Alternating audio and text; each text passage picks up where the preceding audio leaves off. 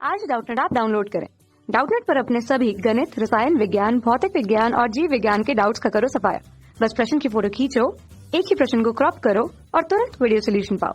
अभी डाउनलोड करें। नमस्कार दोस्तों, हमारा प्रश्न है कि दोस्तों यहाँ पर हमें खाली स्थान दिया गया और इस खाली स्थान की पूर्ति करनी है और हमें प्रश्न में बोला गया है कि कार्बोक्सिलिक अम्लों में जो हमारा Ka का जो गणितीय मान जितना खाली स्थान होगा अथवा खाली स्थान का मान जितना खाली स्थान होगा अम्ल की प्रबलता उतनी ही अधिक होगी, ये हमें प्रश्न में बोला गया है। तो दोस्तों सबसे पहले हमें यहाँ पर किसके बारे में बोला गया है? यहाँ पर दोस्तों हमें कार्बोक्सिलिक अम्लों के बारे में बोला गया है। तो सबसे पहले दोस्तों हम जानते हैं कि ये जो हमारा कार्बोक्सिलिक अम्ल है, ठीक है, ये दोस्तों ये जो हमारा कार्बोक्सिलिक अम्ल है, यहाँ पर जो हमारा क्रियात्मक समूह है इसमें हमें क्या देखने को मिलता है? कार्बोनिल समूह देखने को मिलता है। और अगर दोस्तों मैं इसकी संरचना की बात करूं तो यहाँ पर क्या होता है? यहाँ पर हमारा एल्किल समूह कार्बन से जुड़ा होता है और कार्बन जो है द्विबंध के साथ ऑक्सीजन में और एकल बंध के साथ यहाँ पर OH से जुड़ा होता है। ये होती है दोस्तों हमारी कार्बोक्सिलिक अम्ल की संरचना। और दोस्तों इसे हम साधारण तौर पे किस तरह से लिखते हैं? ये हम साधारण तौर पे इसे इस तरीके से व्यक्त करते हैं, ठीक है। अब दोस्तों हम जानते हैं कि यहाँ पर हमें क्या बोला गया है? यहाँ पर हमें Ka के रूप में गणितीय व्यंजक के रूप में मान पूछा गया है। तो दोस्तों ये हमारा क्या होता है? सबसे पहले हम इसे क्या कर लेते हैं? आयन के रूप में वियोजित कर लेते हैं। तो ये दोस्तों ये जो हमारा कार्बोक्सिलिक अम्ल है जो कि होता है हमारा RCOOH, इसकी क्रिया हम किससे कराते हैं? जल से कराते हैं, जो कि होता है हमारा H2O। तो दोस्तों ये भी क्रिया साम्य अवस्था पे होती है और यहाँ पर जो है RCOO- और साथ में यहाँ पर H3O प्लस के रूप में यहाँ पर टूट जाता है, आयनीकृत हो जाता है, ठीक है। तो इस तरह से होती है दोस्तों यहाँ पर अभिक्रिया। अब दोस्तों हम जानते हैं कि यहाँ पर हमारा क्या लगेगा? द्रव्य अनुपाती क्रिया के नियम अनुसार जो हमारा साम्यावस्था स्थिरांक है, जिसे हम क्या कहते हैं दोस्तों? इसे हम कहते हैं K इक्विवेलेंट, ठीक है।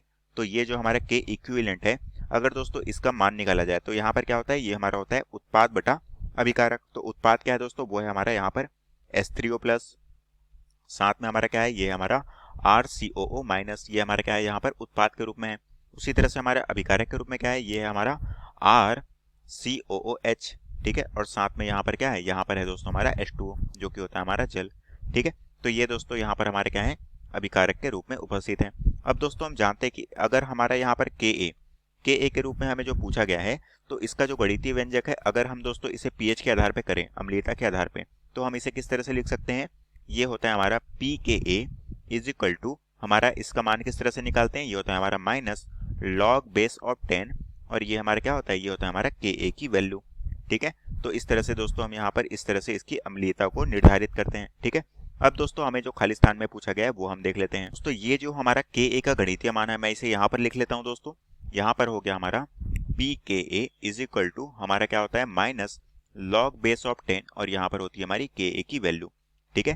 तो दोस्तों यहाँ पर हम एक एक करके खाली स्थान की पूर्ति करते हैं। सबसे पहले हमें बोला गया है कि कार्बोक्सिलिक अम्लों में जो हमारा Ka का गणितीय मान जितना खाली स्थान होगा अथवा खाली स्थान का मान जितना खाली स्थान होगा उससे अम्ल की प्रबलता उतनी ही अधिक होगी। मतलब कि प्रबलता कब अधिक होगी ये हमें बताना है। तो दोस्तों हम जानते हैं कि यहाँ पर प्रबलता कब अधिक होगी? जब दोस्तों यहाँ पर हमारा जो pKa का मान क्या होगा? जितना कम होगा, ठीक है।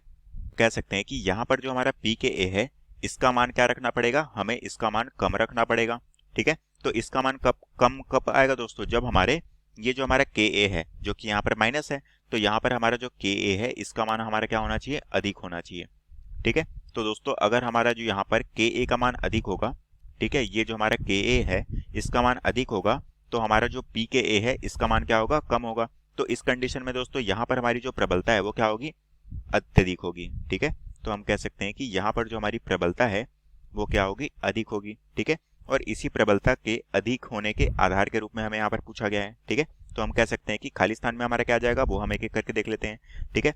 तो यहाँ पर हमें बोला गया था कि गणितीय मान जितना क्या होगा? हमारा जो K है, Ka का मान क्या होगा दोस्तों? जितना अधिक होगा। तो यहाँ पर क्या आ जाएगा? यहाँ पर जितना, हम कह सकते हैं कि जितना अधिक होगा, ठीक है, यहाँ पर खाली स्थान में आ जाएगा हमारा अधिक होगा, अथवा खाली स्थान का मान जितना खाली स्थान होगा, ठीक है। तो दोस्तों हम कह सकते हैं कि अथवा यहाँ पर हमारा क्या होगा? यहाँ पर होगा हमारा pKa। तो हम कह सकते हैं कि यहाँ पर क्या हो जाएगा? यहाँ पर हो जाएगा हमारा pKa का मान जितना क्या होगा? कम होगा। हमारा pKa का मान क्या रखना पड़ेगा? कम रखना पड़ेगा। तो हम कह सकते हैं कि यहाँ पर हो जाएगा हमारा कम होगा, तो अम्ल की प्रबलता क्या होगी? उतनी ही अधिक होगी। और यही दोस्तों हमने इस गणितीय व्यंजक में निकाला है। तो हम कह सकते हैं कि खाली स्थान में हमारा क्या क्या आ जाएगा? सबसे पहले खाली स्थान में आ जाएगा हमारा अधिक, दूसरे में खाली स्थान में क्या आ जाएगा? अथवा हमारा जो pKa है पी के ए का मान हमें क्या रखना पड़ेगा, कम रखना पड़ेगा। तो खाली स्थान में क्या आ जाएगा, जितना कम होगा उतनी ही अम्ल की प्रबलता ज्यादा होगी। और यही दोस्तों में प्रश्न पूछा गया था, जो कि हमारे प्रश्न का उत्तर है। तो आशा करता हूँ दोस्तों आपको ये प्रश्न समझ आया होगा। धन्यवाद। कक्षा 6 से 12वीं से लेकर नीट, IIT, जेईई वो एडवांस के लेवल तक 1 करोड़ से ज्यादा छात्रों का भरोसा। आज ही डाउनलोड करें डाउटनेट ऐप या व्हाट्सएप करें अपने सारे डाउट्स 8400 400 400 पर।